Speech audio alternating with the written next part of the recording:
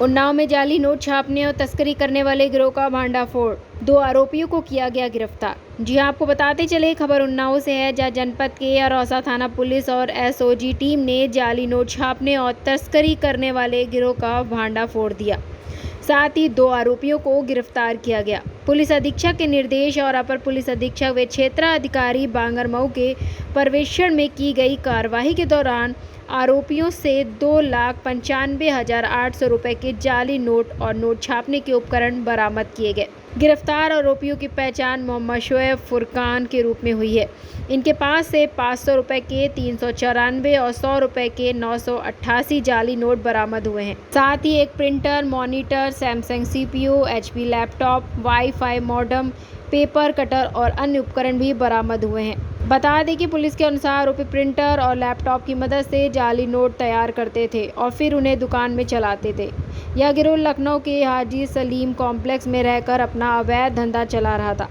Police ने दोनों आरोपियों को चेकिंग के दौरान संदिग्ध अवस्था में एक कार में पकड़ा। इस कार्रवाई में थाना अरौसा और एसओजी की संयुक्त टीम ने महत्वपूर्ण भूमिका निभाई, जिसमें प्रभारी निरीक्षक अश्विनी कुमार मिश्र और एसओजी प्रभारी जयप्रकाश यादव समेत अन्य पुलिसकर्मी शामिल थे।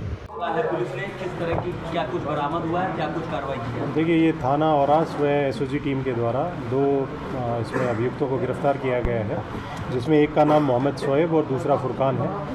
इन दोनों का जो एक वाइट कलर की जो गाड़ी थी उसमें जा रहे थे। चेकिंग के दौरान जब चेक किया गया तो इनके पास से फेक इंडियन करेंसी नोट्स जो कि 2,95,800 रुपये की वैल्यू के थे वो बरामद हुए हैं, जिसमें 500 के डिनोमिनेशन के और 100 के डिनोमिनेशन के ये करेंसी नोट्स जो हैं वो मिले हैं।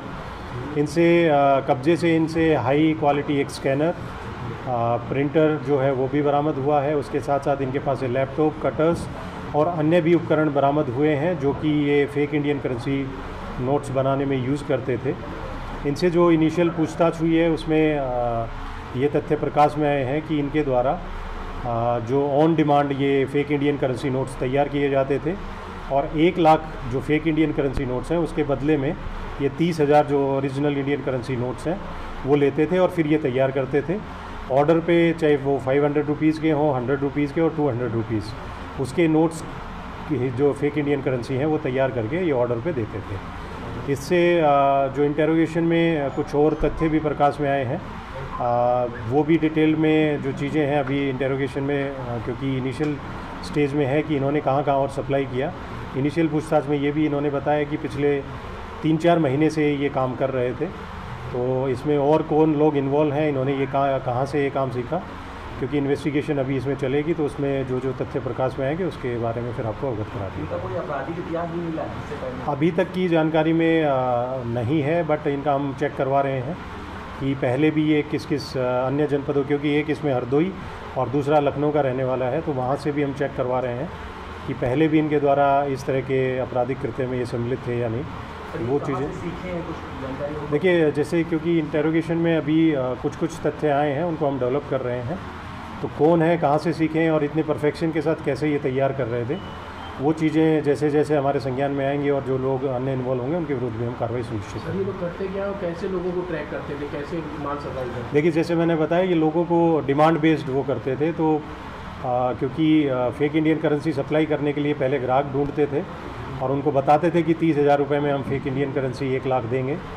तो उसी के बेसिस पे कुछ इनपुट्स मिली थी और हम जब पुलिस टीम चेक कर रही थी तो उसी दौरान ये गिरफ्तार हो गई। नोट बनाने के लिए कोई ऐप वगैरह इस्तेमाल?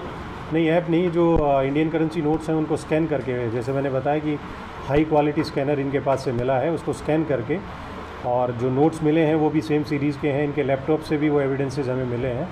तो इसमें पुलिस के द्वारा अग्रिम मैदानी कार्रवाई की जा रही है। सप्लाई उन्नाव में बाहर भी रहता है माल?